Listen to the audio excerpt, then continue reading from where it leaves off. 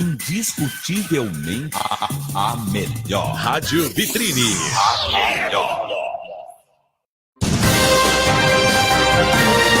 A partir de agora, aqui na Rádio Vitrine, você fica bem informado com as principais notícias de Botucatu e região. A partir de agora, entrevista do dia.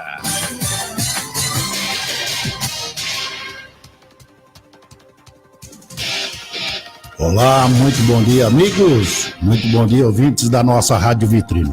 Terça-feira, dia 30 de abril de 2019, 9 horas e 43 minutos aqui no estúdio, e estamos tendo a grata satisfação em receber novamente em nosso estúdio o Dr. Marcos Barros, advogado previdenciário, e mais uma vez dando, a todos nós aqui a grande satisfação em recebê-lo para tirar dúvidas, para tirar dúvidas nossas sobre essa nova lei previdenciária que está aí para derrubar todo mundo, Muita gente aí vai ser prejudicada, como vai ter gente que vai melhorar, tem gente que vai prejudicar, mas na maior parte das vezes, é sempre o pobre que vai pagar a conta e vai ficar mais difícil.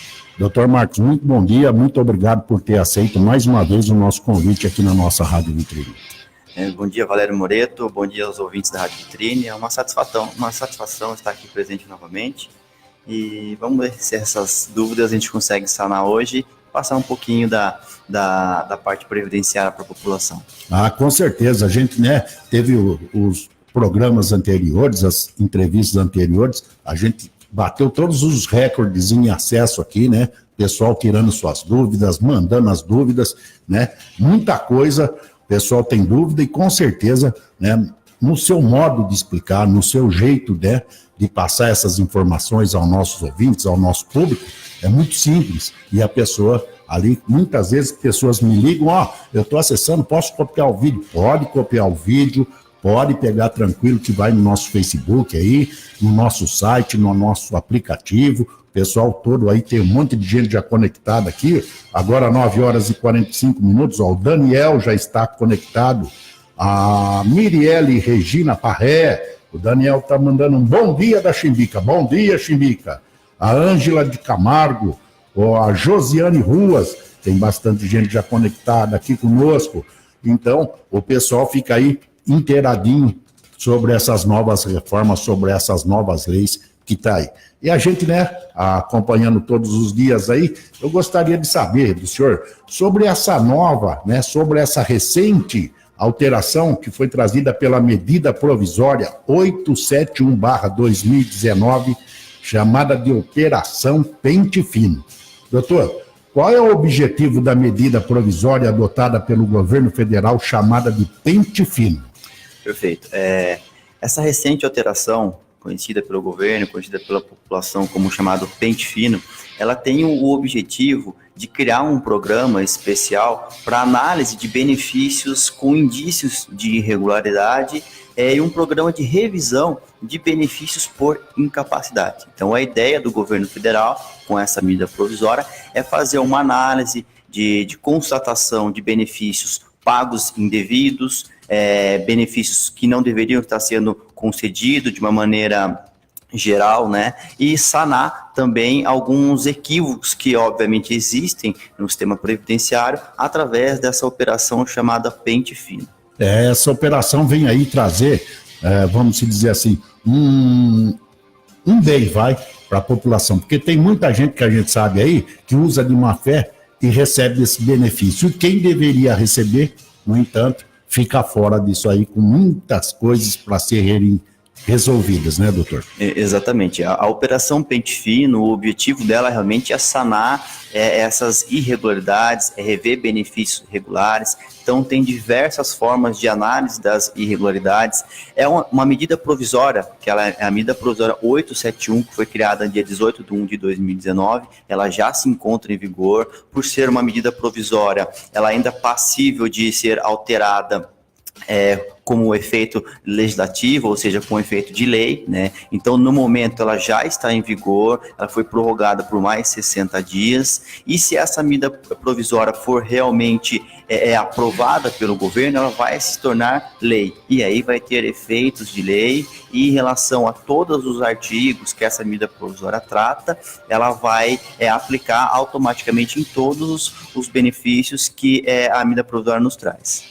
Olha aí, uma boa, né? Uma boa, vamos dizer assim, uma boa formulação que eles estão fazendo em tirar quem não tem o direito de receber, e agora aquele que tem o direito de receber pode entrar na lista aí. Agora são 9h48, nosso querido prefeito lá do Rio Bonito, o Roizinho Pirré, já está conectado, o Roberto Neto, a Sandra Souza, a Maria Silvia Moreto Possoni, lá em Lençóis Paulista, também conectada aqui, tem mais gente conectada aqui. Muito obrigado pelo carinho de todos vocês, sejam sempre muito bem-vindos aqui. Nosso querido Paulo Magrão também, Pellegrini, já está aqui, o Rodrigo Martins, e hoje nós estamos recebendo em nossos estúdios o Dr. Marcos Barros, advogado previdenciário, né, tirando as dúvidas nossas. E dentro desse assunto, doutor, a Operação Pente Fino já se encontra em vigor desde que data mesmo que o senhor falou? Exatamente. A Operação Pente Fino, ela foi publicada, né, dia 18/1/2019, então ela já passou a vigorar automaticamente. Atualmente, a medida provisória ela foi prorrogada, como eu disse, ela foi prorrogada por um prazo de mais 60 dias, em regime de urgência, e ela aguarda agora a posterior votação nas casas do Congresso para análise, se será aprovada ou não, né? Então, caso essa medida provisória ela venha a ser aprovada, ela vai se tornar realmente uma lei. Então, ela nos traz bastantes alterações, são alterações importantes, benéficas, algumas que eu não concordo, assim como alguns previdenciaristas também não concordam, mas há alguns pontos relevantes que ela vai trazer benefícios para o sistema previdenciário. E caso ela não seja aprovada, ela é extinta. Exatamente. E esse pessoal que já entrou dentro dessa lei, como é que fica, doutor? Primeiro, se ela realmente não for aprovada, ela perde a eficácia. Com isso, ela não tem mais, ela não passa a vigorar as suas alterações posteriormente. Dentro do prazo de vigência da medida provisória, todas as alterações que existem, os benefícios que vão ser buscados, ela passa a vigorar dentro desse período. Dentro do período ela é aceita. Exatamente. Todas as alterações que vierem a acontecer, a necessidade de benefício, indícios de irregularidades, que venham a acontecer dentro do prazo de vigor da medida provisória, as regras têm totalmente eficácia. Obviamente que vai gerar muita discussão judicial pelo fato da medida provisória ter um curto período de transição e aprovação e posteriormente uma revogação. Então, certamente, o Poder Judiciário também vai sofrer esse reflexo para poder sanar essas irregularidades ou posterior alteração da medida provisória. Olha aí. E, doutor, o que mudou a medida provisória em relação ao benefício salário maternidade? Bom, o primeiro ponto que é importante em relação ao benefício salário maternidade, que já se encontra em vigor após a publicação da medida provisória, é a alteração do requerimento. Então, para ter direito ao benefício, ele deve ser requerido a gestante, a mulher que vai buscar o salário maternidade, ela deve requerer junto ao INSS, num prazo de até 180 dias, o benefício após o parto ou a adoção. Tá? Após tal período de 180 dias, decai no tempo, ou seja, aquela pessoa ela perde o direito ao salário maternidade. Então, é assim então agora? Exatamente, com a regra da medida provisória que está em vigor, o salário maternidade, para fazer o requerimento, exige que seja feito nesse prazo de 180 dias. Antigamente, a regra ela tinha um prazo de 5 anos. Então, passado um certo período, a gestante, a mãe, ela tinha direito a requerer o salário maternidade pelo prazo de até 5 anos. Com a medida provisória, esse prazo foi diminuído. Então, é necessário, após o parto ou após a adoção, requerer o salário maternidade dentro do prazo de 180 dias. 180 dias é o limite máximo para requerer isso aí hoje, nessa nova medida. Exatamente. Ultrapassou esse período de 180 dias, o benefício salário maternidade automaticamente ele vai ser negado. Então, essa alteração trazida pela medida provisória, especificamente em relação ao salário maternidade, ela entra em vigor em 90 dias após a publicação da medida provisória. Então, em regra, ela já está praticamente em vigor. Olha aí, tá vendo? 9h52, nosso amigo Carlinhos Santos, lá da Autopeças, lá na Rua Mano, também conectadinho aqui. O Rafael Fernandes Primo. Ô, Rafinha, bom dia, meu querido, seja bem-vindo. O Carlos Eduardo da Roça, bom, gordo? Benedito Henrique também conectadinho aqui. Muita gente conectada, obrigado pelo carinho de todos vocês. Doutor, e o que muda a medida provisória em relação ao benefício auxílio reclusão? Isso eu não concordo, Gênio. Bom, é um benefício que realmente é discutido, né? Algumas pessoas não concordam com ele, mas em relação à medida provisória, o auxílio reclusão ele vai ser devido apenas em caso de recolhimento do segurado que esteja em regime fechado do cumprimento da pena. Ou seja, anteriormente mantinha-se o direito ao regime semiaberto, que hoje já não garante mais o pagamento aos dependentes, que é esse o objetivo do auxílio reclusão. Antes da medida provisória, era apurado também, essa é uma segunda alteração, como limite de renda para o recebimento do auxílio reclusão, o valor do último salário do segurado, para ver que se ele realmente era considerado segurado baixa renda. Agora, já são considerados os últimos 12 salários que ele recebia antes da reclusão, para se analisar se ele vai ser segurado baixa renda. Então, tira uma média dos últimos 12, né? O auxílio reclusão, assim como você me disse... eu não concordo com isso, mas de forma alguma. A grande maioria das pessoas pensa que ele é pago diretamente ao preso, né? E a qualquer preso. Então, na verdade, esse benefício, ele somente é pago àquele preso que era segurado do INSS, ou seja, empregado... Mas isso antes dessa nova lei, ele já era dessa forma? Exatamente. Então, são muitas coisas que se publicam mentirosas. Exatamente. O auxílio reclusão, ele não é diretamente ao preso, ao recluso. Ele é pago ao dependente do INSS, no caso, o preso, né? Só que esse segurado que está recluso, para ter direitos dependentes ao benefício, ele tem que seguir algumas regras. Primeiro, ele tem que ser segurado do INSS, ou ele era empregado antes do recolhimento, ou era contribuinte individual, e também tem que ter um mínimo de contribuição. Então, suponhamos aquele preso hoje que recebe em torno de R$2.000 como salário e venha a ser recluso, os dependentes não têm direito ao benefício, porque a legislação previdenciária ela tem um teto. Então, para ter direito a esse benefício, o recluso ele tem que receber hoje em torno de R$1.364. Isso sempre foi? Sempre foi. Essas alterações não foram realizadas na medida provisória. Então, cortando o senhor um pouco, aquele vagabundo que só fica na rua para fazer mal, para a população, para fazer mal, ele não tem emprego, ele nunca contribuiu. A partir do momento que ele cai lá, que ele vai tomar café de canequinha, ele não recebe, nem a família dele, ninguém. Exatamente, de forma alguma. Então, o auxílio reclusão, só para ratificar, ele é pago diretamente ao dependente, não ao recluso. A esposa não tem direito se ele não tiver filhos. Ou ela tem direito? Sem dúvida, ela é dependente. Se ela for dependente, ela recebe também o auxílio reclusão. Então, a medida provisória, ela trouxe um ponto que foi fixado em relação somente será devido o auxílio reclusão aos dependentes daquele preso que estiver em regime fechado.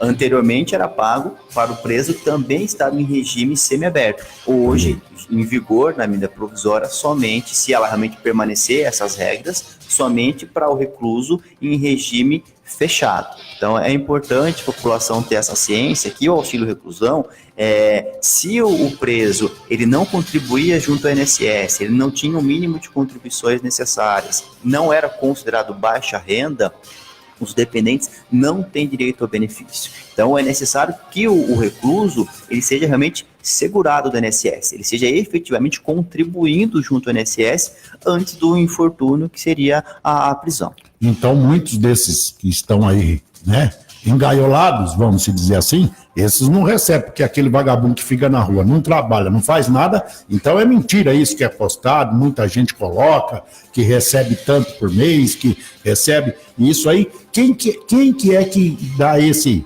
esse coisa? É o próprio advogado do preso que vai lá e entra com esse pedido, doutor? O auxílio reclusão ele pode ser requerido diretamente pela dependente. Ele pode, tanto, assim como qualquer benefício previdenciário, ele pode ser requerido direto à agência do INSS, pelo telefone 135, o agendamento, e também pelo o advogado responsável pelo caso. É um benefício que é buscado diretamente junto ao INSS.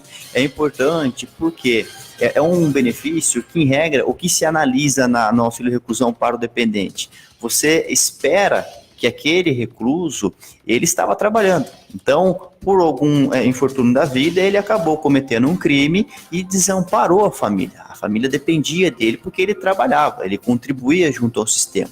Então, é um benefício pago para os dependentes. Isso é importante deixar bem frisado. E esse benefício é pago a ele pelo tempo que ele ficar recluso, ou ele tem um tempo limite, doutor? Em regra, pelo tempo da reclusão.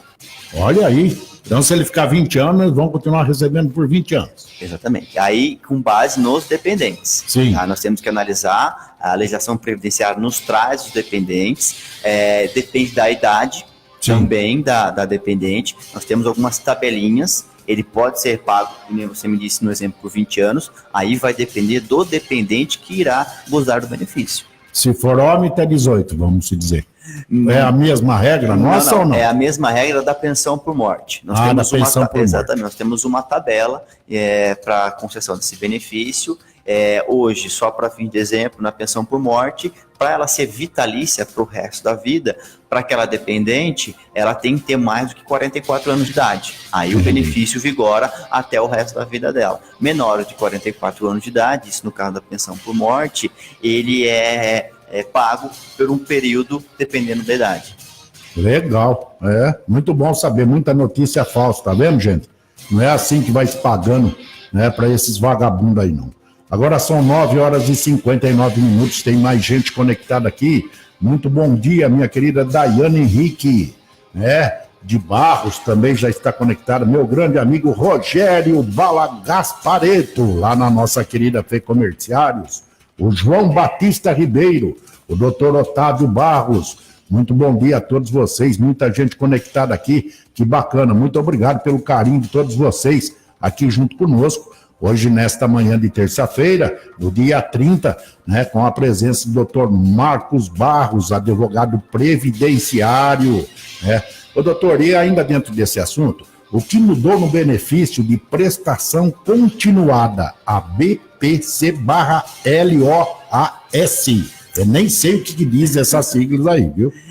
O LOAS. O LOAS. Exatamente. Ele é vulgarmente chamado de LOAS, que é um benefício assistencial pago pelo governo através do INSS. O LOAS, hoje, com essa medida provisória, em relação ao requerimento, à concessão do benefício, a própria revisão do benefício LOAS, eles ficam condicionados à autorização do cidadão que está requerendo o benefício assistencial ao direito de acesso do governo aos seus dados bancários. Então, para ter direito ao benefício assistencial, essa regra também passa a vigorar 90 dias após a publicação da medida provisória. Então, para aquele beneficiário do LOAS, para ele ter direito a esse benefício, ele vai ter que autorizar o governo a ter acesso aos seus dados bancários. E por que isso, doutor?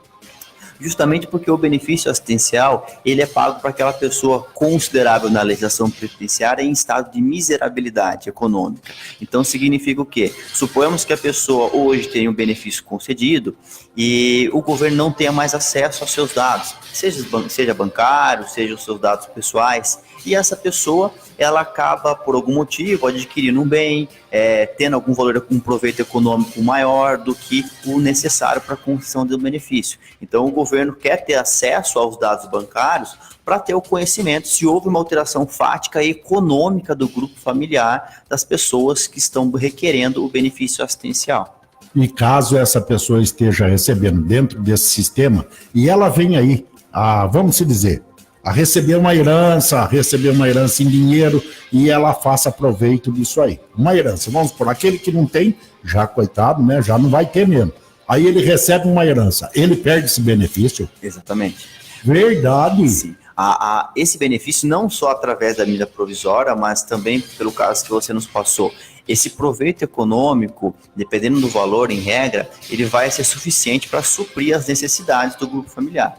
Então, o benefício assistencial, que nem eu disse, ele é pago para aquela pessoa que se encontra em estado de miserabilidade econômica. Ela realmente tem que necessitar dessa renda para sobreviver. Então, um proveito econômico, no caso, como você nos passou, uma herança num valor alto, isso automaticamente ela perde o direito ao benefício assistencial. Tá? O benefício assistencial, só para frisar, ele é pago para 2 tipos de pessoas. Ao idoso, ou homem ou mulher com mais de 65 anos de idade, ou ao deficiente físico ou mental que tem uma incapacidade de longo prazo. Há mais de 2 anos já com essa incapacidade. Além desses 2 requisitos que vão ser preenchidos, o principal é o critério econômico. Então, analisa se o grupo familiar, ele persiste, ele possui uma renda de até 1/4 do salário mínimo, que é a chamada renda per capita. Então, se analisa a renda do integrante do grupo familiar e aí se divide pelos mesmos. Dependendo da situação, se essa divisão dos valores for até 1/4 do salário mínimo, é possível flexibilizar isso através de ações judiciais. Esse beneficiário tem direito ao benefício assistencial. É um benefício que sempre vai ser salário mínimo, hoje R$ 998, não tem 13º e não limita e não vincula um dependente. Ou seja, aquele segurado, aquele beneficiário que esteja recebendo o benefício assistencial, se ele vier a óbito, o benefício automaticamente é cancelado. Não transfere para um dependente, como é a pensão por morte ou doença, porque ele é um benefício assistencial. Olha aí, tá vendo? Muita informação aqui, hein? Bacana, hein? A vinda do Dr. Marcos aqui sempre nos traz muitas informações. Olha, agora são 10h04. A dona Cidinha Barros está mandando um bom dia. Bom dia, querida. Seja muito bem-vinda. A Kelly Alberto também já está conectada aqui conosco. Tem muita gente conectadinha aqui. Olha o Carlinhos Santos, o Magrão, o Carlos Eduardo, o Benedito, a Mirelle. Muita gente conectada aqui. Sejam todos muito bem-vindos. Dentro desse assunto ainda, doutor, né? O que mudou também na pensão por morte com esse pente fino aí? Mudou muita coisa aí? Bastante coisa. Mas as principais alterações da pensão por morte com a medida provisória 871, primeiro que a medida provisória, ela estabelece um prazo também de 180 dias após a morte do segurado para que os filhos menores de 16 anos façam o pedido de pensão. E essa alteração, ela é muito discutida no âmbito judiciário, porque o próprio Código Civil, Código de Processo Civil, ele não coloca um prazo prescricional. Ou seja, os menores poderiam requerer o benefício de pensão por morte a qualquer momento e receber os valores chamados de atrasados a qualquer momento também. Agora, a medida provisória, ela estabelece esse prazo. Se ele não requerer dentro de 180 dias, não quer dizer que ele não vai ter direito ao benefício. Ele vai sim, os menores, porém eles não vão ter direito aos atrasados desde o falecimento. Então, desde que faleceu, não adianta entrar com recurso que não recebe. Exatamente. Então, se dentro desses 180 dias for requerido o benefício de pensão por morte pelo menor de 16 anos, ele vai receber os valores de atrasados desde o óbito. Se for requerido após os 180 dias, ele vai receber o valor sim do benefício, se ele comprovar os requisitos, porém a partir da data do requerimento. Tá? Essa é uma recente alteração da medida provisória. Outra recente alteração também, isso eu creio que é um ponto bem relevante que a medida provisória nos trouxe, que é caso o segurado ele esteja obrigado ao pagamento da pensão alimentícia, e a pensão por morte, ela vai ser limitada ao prazo estipulado para o pagamento dos alimentos ao ex-cônjuge ou ao ex-companheiro. Então, nesse ponto, eu vejo como ela é relevante, porque ela vai pagar aquela pensão por morte através aquela benefício na pensão alimentícia através da pensão por morte pelo prazo em que essa pensão alimentícia perdurar. Isso é um ponto relevante que eu acho importante que a medida do provisório nos traz com a pensão por morte. Isso é um benefício, né, doutor? Exatamente. É um benefício aí a quem necessita, Exatamente. Principalmente desse auxílio aí, né? Exatamente. Numa hora dessa aí... É comum...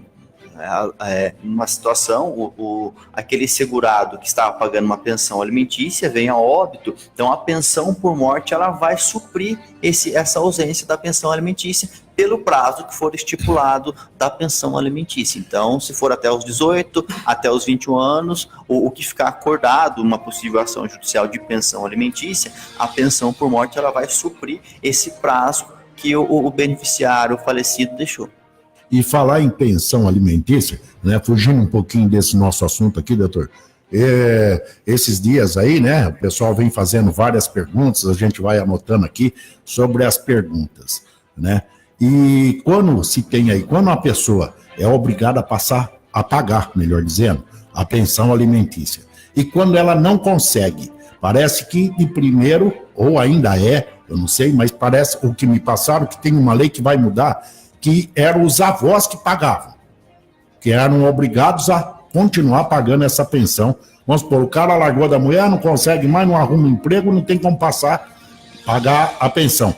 Era os pais dele que pagavam, os avós que pagavam a pensão. Era assim que era procedido? Na verdade, Valério, essa dúvida aí, ela foge um pouco da minha alçada, porque é mais a parte civil, né? Então, no nosso escritório, por exemplo, tem os advogados competentes, doutor Otávio, então é uma pergunta que veio para mim aqui, Daiane, que veio que o pessoal perguntou, até está anotado aqui, mas a gente vai passar. Sim, é uma dúvida corriqueira que tem, né? Mas essa resposta eu prefiro deixar para um advogado especialista da área, que nem eu disse, doutor Otávio, doutora Ana Carolina, doutora Daiane, que são mais específicos nesse Legal, ponto. Vamos trazer eles um dia aqui para poder explicar sobre isso aí também. E agora ontem, né, essa mesma pessoa que fez a semana passada essa pergunta, ontem ela me mandou aqui que parece que tem uma lei que saiu aí que agora vai ser extinto isso, que os avós não vão ser mais obrigados a pagar pensão. Perfeito. Essa é uma discussão que tem muito no Poder Judiciário, né? Então. Mas para trazer um ponto técnico mesmo, um advogado especialista, sem dúvida, vai conseguir sanar essa... Doutor Otávio, né? Uma hora vem aqui bater um papo. Doutora Ana Carolina, doutora Daiane, são especialistas nessa área que vão ajudar bastante também. Olha aí, João, então foi feita sua pergunta, a gente vai procurar a resposta certinha, né? Você mandou ontem, a gente vai verificar isso aí, bonitinho, tá anotado aqui comigo, e a gente vai depois tirar a dúvida com o doutor Otávio lá, se ele puder esclarecer pra gente. Agora são 10 horas e 10 minutos, por falar no doutor Otávio Barros, tá mandando um bom dia, querido, seja bem-vindo. O Marcos Mariotto também já está conectado conosco aqui. Legal, hein? Ô, doutor, e o que muda também em relação aos benefícios por incapacidade, o auxílio-doença e aposentadoria por invalidez nessas novas regras? Existem sim algumas alterações também em relação a esses benefícios, eles vão ser afetados, tá? O auxílio-doença, por exemplo, ele não mais vai ser devido ao segurado recluso em regime fechado. Então, ele não vai ser pago mais. Há algumas situações anteriormente que era pago, aquele segurado que estava incapacitado, mesmo recluso, antes da medida provisória, e hoje, com a medida provisória, esse benefício ele também não vai ser mais pago a quem seja recluso em regime fechado, tá? O recolhimento da prisão, ela também suspende o auxílio-doença, ok? E cessa o benefício no prazo de até 60 dias, se não houve a soltura. Em relação à aposentadoria por invalidez, um ponto que eu vejo como prejudicial àquele aposentado é que com a medida provisória será possível a revisão das aposentadorias por invalidez recebidas por aqueles segurados que possuem mais de 55 anos de idade e 15 anos de contribuição. A nossa regra antes da medida provisória, ela não obrigava o INSS e até o segurado que tem uns 55 anos de idade, 15 anos de contribuição, estando em gozo da aposentadoria por invalidez, a realizar perícia médica. E também quem tem mais de 60 anos de idade. Então, a medida provisória trouxe essa alteração. Ela vai poder, sim, através do INSS, fazer uma revisão daquele aposentado que esteja recebendo benefício há mais de 2, 3 anos, 6 meses, mas que tenha mais que 55 anos de idade e 15 anos de contribuição. Então, somente quem esteja em gozo da aposentadoria por invalidez com mais de 60 anos de idade pode-se conceder, pode-se considerar que o benefício vai ser vitalício. Olha aí, tá vendo? Novas informações aí dentro desse assunto. Hoje recebendo aqui em nossa rádio o Dr. Marcos Barros, advogado previdenciário, tirando as dúvidas aqui sobre as recentes alterações trazidas pela medida provisória 871/2019, a dita chamada Operação Pente Fino.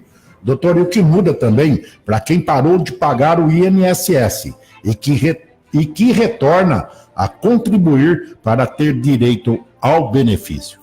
Bom, só fazendo um adendo, Valéria, em relação à última pergunta que nós tivemos, os aposentados também por invalidez, os beneficiários do auxílio-doença, que não passaram por perícia médica há mais de 6 meses, eles serão convocados para uma nova avaliação. Tá? Eles vão ser chamados novamente. Exatamente. Não quer dizer que o benefício vai ser cessado, mas quer dizer que ele vai passar por uma reavaliação médica. Esse é um ponto que eu vejo como benéfico.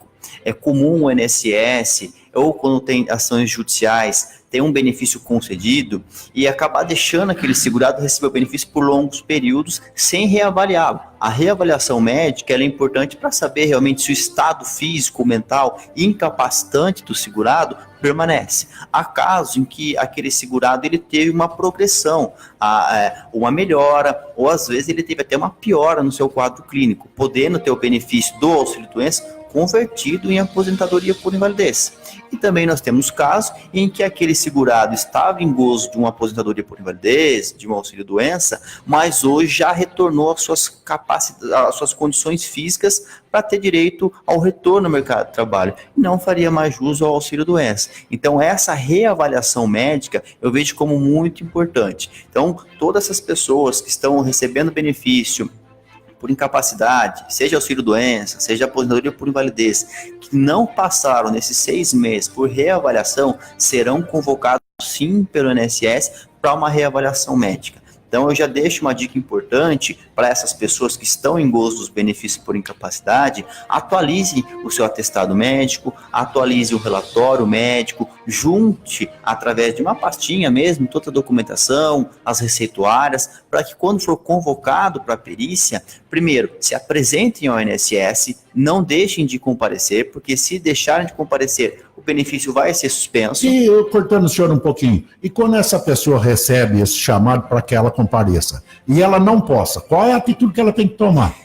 Primeiro, o motivo da ausência tem que ser justificado. Tá? Se ela não puder, por algum motivo nobre, por exemplo, a pessoa encontra-se possível de se locomover, né, decorrência da sua patologia, algum infortúnio que ela tenha passado, se ela for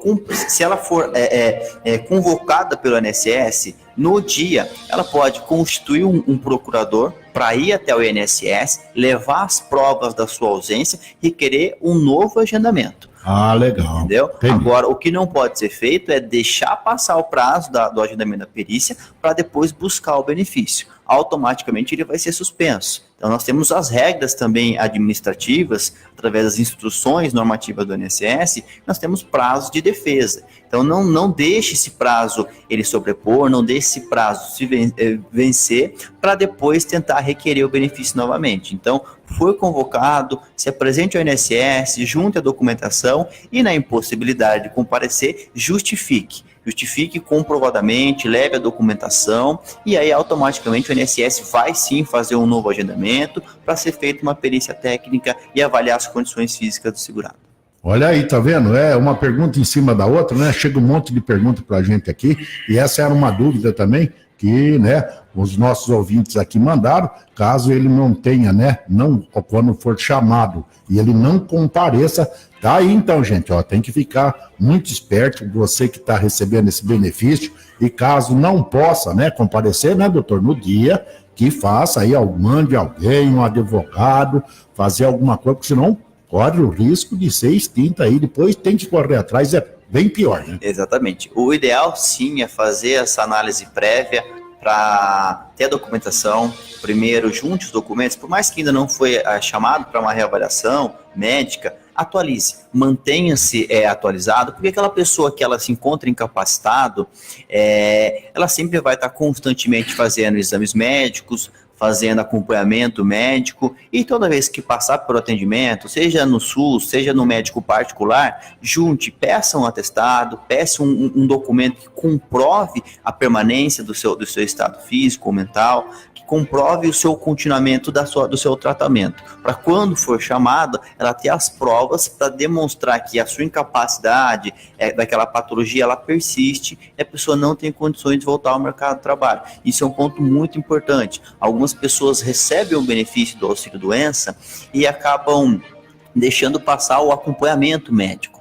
Ou se vão ao médico, não solicitam a documentação necessária. É sempre importante ter em mãos esses documentos. Eu falo do auxílio-doença e da aposentadoria por invalidez, mas a medida provisória, como ela tem a ideia do pente fino em relação aos benefícios com indícios de irregularidade, não significa que são só aposentadorias por invalidez e auxílio-doença. Então, eu já deixo de antemão para aquelas pessoas que foram aposentadas também por tempo de contribuição especial, aposentadoria rural, independente da espécie da aposentadoria e também independente do período que foi concedido o benefício, tem em mãos uma pasta com todos os seus documentos, carteira de trabalho, se for uma pessoa que trabalhou em atividades especiais, tem em mãos os PPPs, que é o perfil profissiográfico previdenciário das empresas onde trabalhou exposto a ruído, agente químico, tem em mãos os carnês do INSS que foram pagos, para que se na oportunidade você acabar sendo convocado, você consiga comprovar para o INSS que o seu benefício não existe indícios de irregularidade, porque é comum, esses indícios de irregularidade, a medida provisória ela é falha, porque ela não aponta especificamente o que é o indício de irregularidade. Quem vai fazer essa análise vai ser um servidor público do INSS. Então, para ele, aquele benefício pode ter indício de irregularidade por algum motivo. Então, é importante, sim, que você tenha essas documentações sempre em mãos para evitar de ter o seu benefício cancelado e ter o seu benefício suspenso. Foi convocado pelo INSS? Tem alguma dúvida, procure uma pessoa de confiança, um advogado previdenciarista de sua confiança, para sanar essa dúvida e você continuar recebendo benefício e não ter nenhum prejuízo futuro também. Olha aí, bacana a explicação aí, muito contundente aí sobre esse período. E está chegando uma pergunta aqui do nosso ouvinte, José Luiz, até quando essa pessoa que está aí recebendo esses benefícios, doutor, ele pode ser chamado pelo INSS para que seja feito isso aí? Não tem período, não tem idade, ou vai chegar um certo tempo estabelecido, ou ele a vida inteira, enquanto ele estiver recebendo, ele vai ter que se apresentar? Bom, se a pergunta do José Luiz, né? José Luiz. Primeiramente, bom dia, José Luiz, eu agradeço a sua pergunta. Direto aqui no nosso WhatsApp. Isso é importante, essa interação. Se a dúvida dele for em relação a benefícios por incapacidade, auxílio-doença e aposentadoria por invalidez, se a pessoa recebe o auxílio-doença e a aposentadoria por invalidez, exceto maiores de 60 anos de idade, no caso da aposentadoria por invalidez, eles não passarão, eles não terão a garantia do benefício durável por um certo tempo. Então, ele pode sim ser chamado para uma reavaliação a qualquer momento, tá? Pode ser chamado benefício daqui 2 meses, 3 meses, 10 dias, vai depender da análise do INSS. Se o INSS entender pela ordem médica que a agência possui, chamada alta programada, entender que aquela patologia ela deve ser reavaliada, não existe um prazo mínimo de gozo do benefício, de duração dele, para ser reavaliado. Tá? Antes da medida provisória, isso que eu estou citando é da medida provisória. Tá? Antes dela, a legislação ela estipulava um prazo de até 6 meses para uma reavaliação em caso do auxílio-doença. E já na aposentadoria por invalidez, a cada 2 anos se fazia uma análise para entender se existia a permanência da incapacidade ou não. Hoje, com a medida provisória em vigor, não existe mais esse prazo. Pode ser chamado sim a qualquer momento, tá? Exceto se for alguma situação de um processo judicial que já fique fixado na sentença a data de cessação do benefício. E aí o INSS vai respeitar isso, vai chamar o segurado para uma reavaliação após a data da cessação do benefício, tá? Caso não seja nessa situação, ele pode, o INSS, chamar esses segurados menores de 60 anos para reavaliação médica a qualquer momento. Tá? Agora, aqueles aposentados que possuem mais de 60 anos, a legislação especifica, não passará por exames médicos. Você não passando por exames médicos, automaticamente o benefício da aposentadoria por invalidez se torna vitalício, porque não tem como avaliar mais se existe a incapacidade ou não. Então, não existe prazo. Olha aí, respondido então, Zé. Obrigado pela sua participação aqui, seja sempre muito bem-vindo. Olha, o doutor Otávio pôs aqui. Bom dia, Valério, bom dia. Aproveite a oportunidade e compartilhe conhecimento com a população que merece respeito e quem tem que saber de seus direitos e que tem de saber. É isso aí, doutor, com certeza. Aqui a gente explora o doutor Marquinhos aqui em tudo, viu, doutor? Pode ficar tranquilo. E nós vamos trazer o senhor aqui também para fazer um bate-papo aqui. Olha, o Percy está mandando aqui. Como seria a maneira da convocação para uma perícia? Perfeito.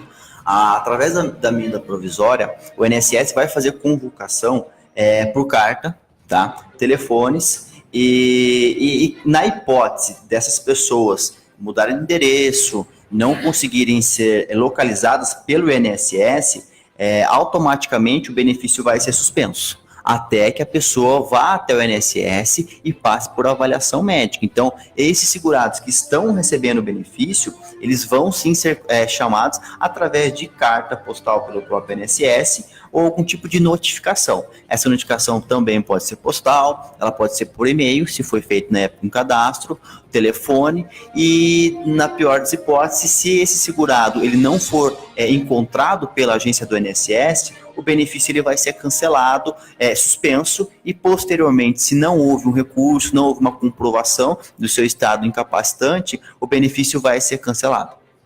Tá vendo, Percy? Respondido aí, hein? Olha aí, tem que ficar atento aí à resposta do Dr. Marcos aí, para que você não venha aí a ser surpreendido por essas novas leis. Agora são 10 horas e 24 minutos, o meu querido Nelson Machado, ô Nelsinho, lá de Rubião Júnior, conectado aqui conosco.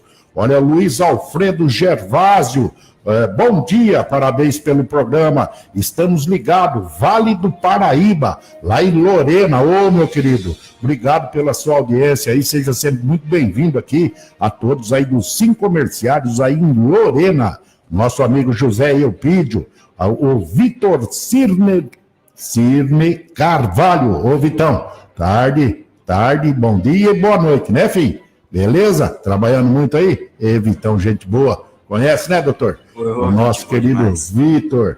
Olha, tem mais gente conectada aqui, são muitas pessoas conectadas hoje aqui, que bacana. Mas passa muito rápido, eu não consigo ler o nome de todos vocês aqui. Manda um oizinho aqui, fica mais fácil aqui. Olha, o doutor Otávio Barro Júnior também conectado aqui. Muito obrigado pelo carinho de todos vocês. Sejam sempre muito bem-vindos. Doutor, o que muda para quem parou de pagar o INSS e que retorna a contribuir para ter o direito aos benefícios? Essa deve ser uma questão muito polêmica, né? Exatamente. Esse tipo de questão, ela que envolve a carência, que é o tempo mínimo de contribuições do INSS, ela se altera demasiadamente no tempo. Então, existem constantes alterações. O que é essas carências? Cada benefício exige um tempo mínimo de recolhimento. Então, o auxílio-doença e a aposentadoria por invalidez, para você ter direito a ele, além da demonstração da incapacidade, você tem que ter um mínimo de 12 meses de contribuições e após o 12º mês, a demonstração da sua incapacidade. Nessa dúvida, eu creio que com a medida provisória, o que está se buscando na questão é como que deve ficar aquela pessoa que perdeu a qualidade de segurado, ou seja, aquela pessoa que parou de contribuir junto ao INSS e hoje já não se encontra mais em vigência suas contribuições e agora quer retornar às contribuições para ter direito ao benefício. A medida provisória também trouxe alterações nesse ponto, tá? Então, a primeira situação é, essa pessoa que vai voltar às contribuições junto ao INSS, ou seja, após a sua nova filiação, ela deve contar com os períodos integrais de carência, de recolhimento, para ter direito no auxílio-doença, no salário-maternidade, na aposentadoria por invalidez e no auxílio-reclusão. Então, perceba que a medida provisória, ela exige, após a nova filiação, a carência completa. O que significa isso? Antes da medida provisória, 871 de 2019, aquela pessoa que estava fora do sistema previdenciário, contribuiu um certo tempo, mas parou por um longo período de contribuir e gostaria de voltar às contribuições para futuramente ter direito ao benefício, no caso do salário maternidade, bastava que essa segurada recolhesse 5 meses para após ter direito ao salário maternidade. Já no auxílio-doença, bastava 6 meses de recolhimento para depois... Depois que ele saiu, se ele continua recolhendo mais 6 meses... Exatamente. Então, se ele já tinha um período de contribuição, que seja 12 meses, 24 meses, independente do período que ele tinha anteriormente, se ele ficou mais do que 3 anos sem pagar o INSS, ele quer voltar a ter direito aos benefícios, no auxílio-doença, ele recolhendo 6 meses de contribuição, ele readquiria o chamado qualidade de segurado, ou seja, todas aquelas contribuições que ele pagou no período passado, ela junta-se com essas contribuições novas, e aí soma-se o tempo de mais de 12 meses, e comprovando que a sua incapacidade se adquiriu após o 6º mês, ele tem direito ao auxílio-doença, tá? Então, antes da medida provisória, era exigido apenas 6 meses do auxílio-doença. E já no auxílio-reclusão, não se existia uma carência, ou seja, não era necessário que o recluso ele tivesse 12 meses pagos junto ao INSS. Se ele fosse empregado e tivesse um dia trabalhado, ele era assegurado do INSS e automaticamente teria sim ao direito ao auxílio-reclusão aos seus dependentes. Essas 3 opções, o salário maternidade, 5 meses, auxílio-doença, 6 meses e auxílio-reclusão isento de carência, eram antes da medida provisória. Sim, tá? Antes dessa lei. Nova. Exatamente. Com a medida provisória que ainda está em vigor, vamos ver se realmente ela vai vigorar, se tornar lei, trouxe uma alteração. Ela fala que é necessário, após essa nova filiação, os períodos integrais de recolhimento. E aí você vai ter que avaliar cada benefício para ver qual era o tempo de contribuição mínimo para a pessoa retornar à contribuição. Ou seja, no salário maternidade é necessário 10 meses de contribuição. Com a medida provisória, se esse segurado ele se afastou do sistema e quer voltar a contribuir para ter direito ao benefício, não é apenas mais 5 meses. Ele tem que pagar os 10 meses para daí ter direito ao salário maternidade. E quando acontece isso, que ele queira voltar, e ele ficou esse período aí, ele tem que recolher isso tudo numa vez só? Como é que é, doutor? Não.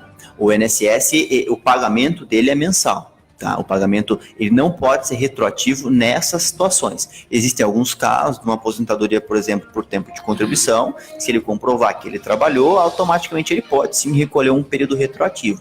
A carência, ela é o pagamento mensal do benefício. Então, a pessoa tem que pagar mês a mês o benefício para daí sim, após o complemento dos requisitos, 10 meses, 12 meses, no caso do auxílio-doença, somente após os recolhimentos, se ele comprovar esses infortúnios, ele vai ter direito ao auxílio-doença ou ao salário-maternidade. Então, voltando, no caso do auxílio-doença, antes era necessário 6 meses. Então, ele recolhia os 6 meses após ter se desligado do INSS e se comprovasse que estava incapacitado no 7º mês, no 8º mês, somando todos os períodos de contribuição desse segurado, tivesse mais do que 12 meses, ele teria direito ao auxílio-doença. Hoje, com a medida provisória, você deve fazer o recolhimento integral, ou seja, deve-se pagar 1 ano, 12 meses, daqui para frente, após o requerimento, para daí ter direito ao auxílio-doença. Então, ele aumentou 6 meses de carência. Antes aumentou mais 6 meses. Exatamente. Essas regras das alterações em relação à carência, ela mudou muito no tempo. Nós temos uma linha temporal onde nós usamos para o trabalho para avaliar no momento do infortúnio, no momento da incapacidade, no caso do auxílio-doença, quanto tempo ela precisaria de carência para daí ter direito ao benefício. O porquê dos 12 meses? É a regra que a legislação exige. Para ter direito ao auxílio-doença ou aposentadoria por invalidez, o segurado, além de ser segurado do INSS, trabalhador, ele tem que contribuir junto ao sistema por um período mínimo de 12 meses. Se ele tiver 11 meses de contribuição e estiver incapacitado, não tem direito ao auxílio-doença. Tá? Então, essa medida provisória, ela trouxe a obrigatoriedade do recolhimento integral da carência. E também, com o auxílio-reclusão, ela trouxe uma alteração. Antes da medida provisória, não se exigia carência, apenas a demonstração que era empregado. Hoje, exige 24 meses de carência. Senão não recebe o auxílio. Exatamente, senão o dependente não recebe. Então, o preso, o recluso, ele tem que estar trabalhando, contribuindo para o INSS antes da reclusão, por no mínimo 2 anos pagos junto ao INSS, para após esse preenchimento, aí os dependentes ter direito sim ao auxílio reclusão também. E se ele tiver, vamos por uma hipótese, se ele tiver 1 ano aí, né, de recolhimento, aí vem ele ser recluso, ele ir para a cadeia. Ele não tem os 2 anos, não vai receber, certo? Exato. E vamos supor, essa pessoa falta aí 1 mês, 2 meses para completar os 2 anos e ela vai presa. Também não recebe. Pela medida provisória que se encontra em vigor, não recebe. Não recebe. Não recebe. É a mesma situação do auxílio-doença. É muito comum, às vezes, a pessoa estar realmente incapacitada, debilitada para o trabalho e buscar o auxílio-doença do INSS. E reiteradamente faz pedidos administrativos. Sim. E não tem o benefício aprovado. Às vezes, não é a incapacidade que gerou a negativa do benefício. A incapacidade, ela está aprovada. O próprio médico do INSS avaliou e entendeu que a pessoa realmente não pode trabalhar. Só que um ponto que os médicos do INSS, assim como quem faz a conclusão, avalia, são as contribuições. Então tem que ter os 2 requisitos preenchidos para daí ter direito ao benefício. Auxílio-doença, aposentadoria por invalidez, no mínimo 12 meses pagos junto ao INSS, e hoje, com a medida provisória 871 de 2019, 24 meses de recolhimento para auxílio-reclusão e 10 meses de salário maternidade. Uma coisa que é importante também em relação ao segurado rural, aquele segurado especial que trabalha na atividade rural. Esse tipo de trabalhador rural, ele não faz as contribuições efetivas junto ao sistema do INSS. A contribuição dele é de um modo indireto, com vendas de insumos, compras de insumo, venda de material produzidos, né? Com a medida provisória, o trabalhador que vai buscar um salário maternidade, ele vai ter que fazer a demonstração de 10 meses de efetivo recolhimento junto ao sistema previdenciário, para daí ter direito ao benefício do salário maternidade também.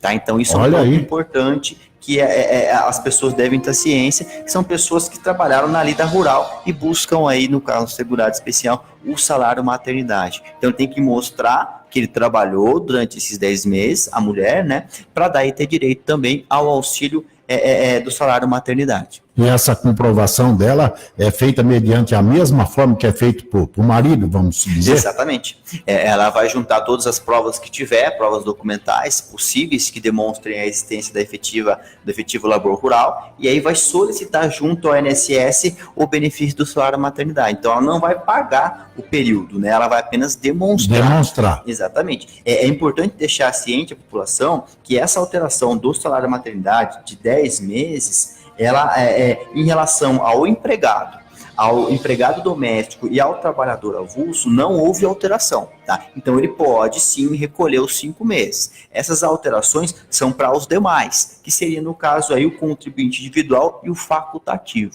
Então esses 2 tipos de segurados, o individual e o facultativo, que venham a necessitar do salário maternidade, tem que fazer as contribuições integrais de 10 meses. Agora, aquela pessoa que é empregada doméstica e é o trabalhador avulso, eles mantêm as regras antigas, ou seja, apenas os 5 meses para ter direito ao benefício.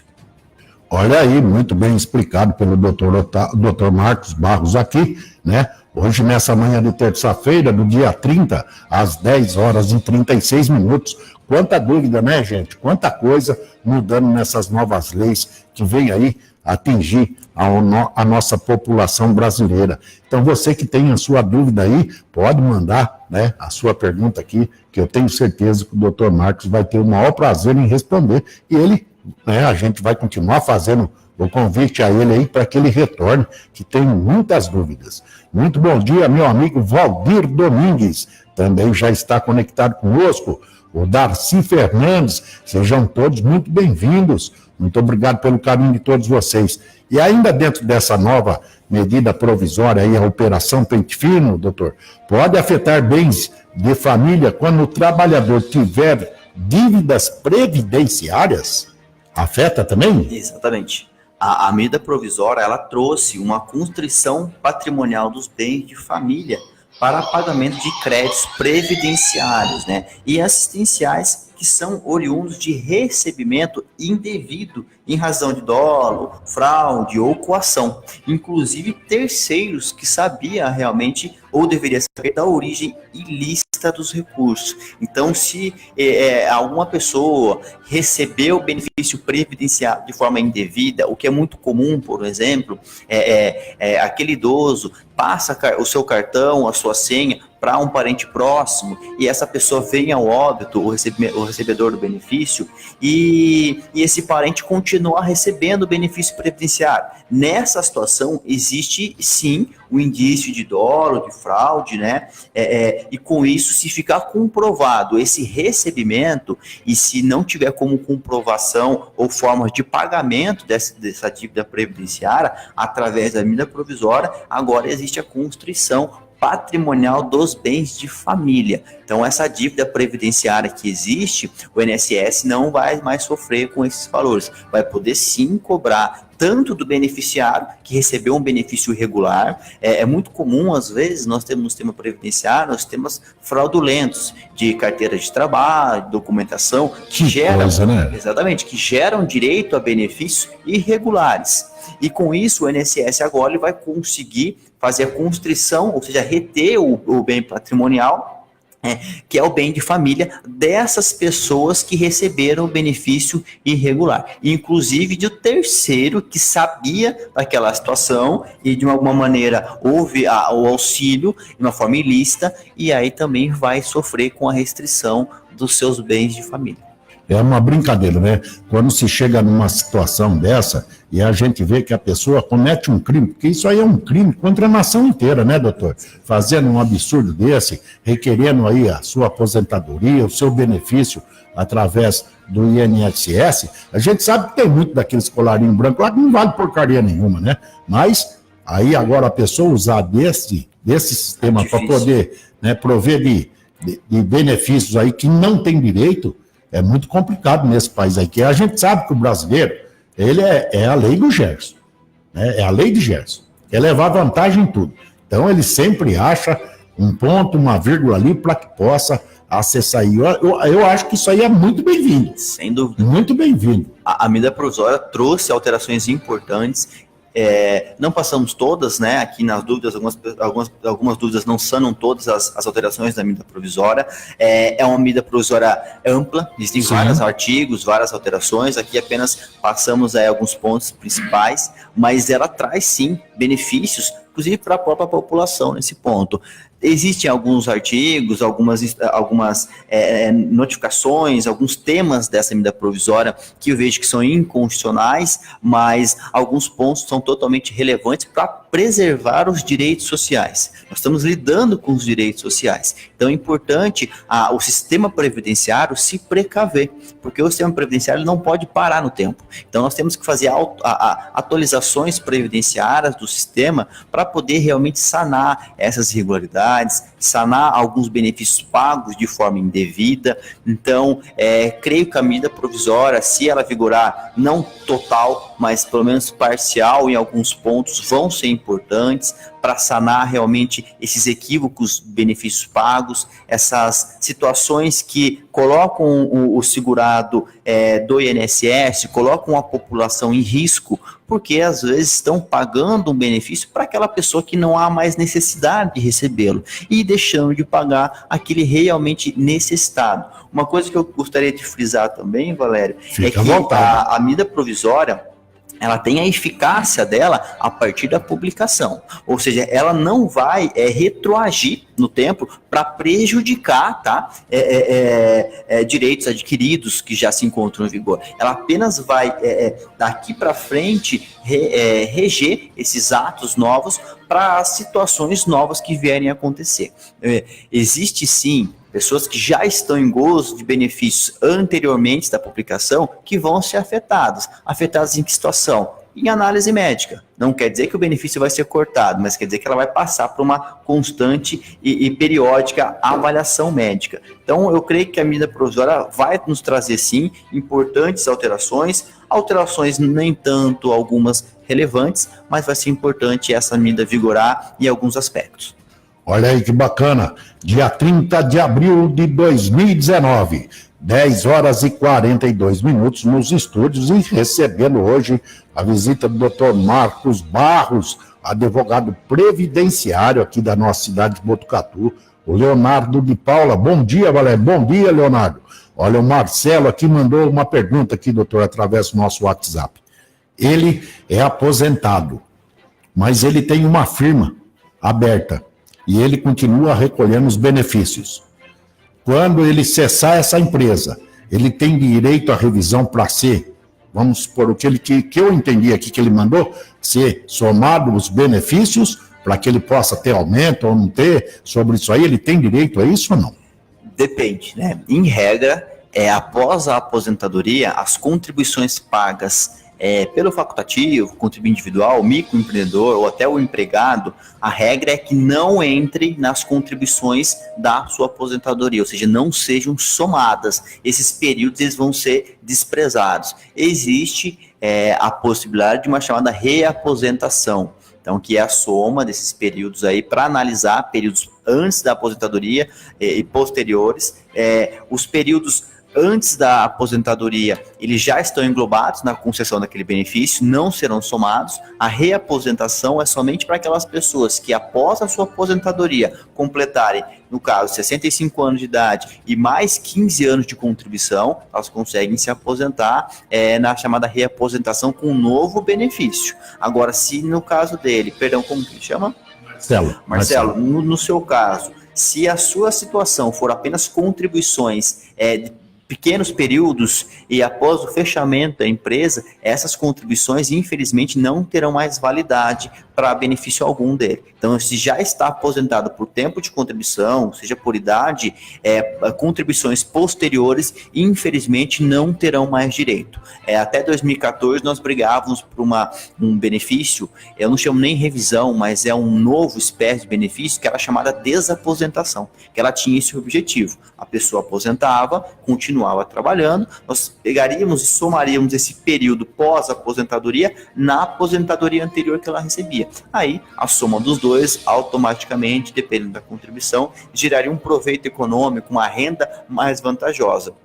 Porém, o STF já pacificou que a desaposentação ela é fulminada, ela é inconstitucional. Então, em regra, até essa própria reaposentação, que é uma revisão que eu estou te passando agora, ela ainda vai ser discutida para ver se todas as pessoas que já preencheram os requisitos terão direito ou não. Mas na situação dele, as contribuições pós-aposentadoria serão desprezadas. Esse é o mesmo caso aí, né, daquele empregado que trabalha aí em diversas áreas, que ele se aposenta e continua trabalhando, ele vai continuar recolhendo pelo INSS, mas não vai ter direito a receber isso, né, na somatória aí, vamos dizer, dos benefícios que ele recebe.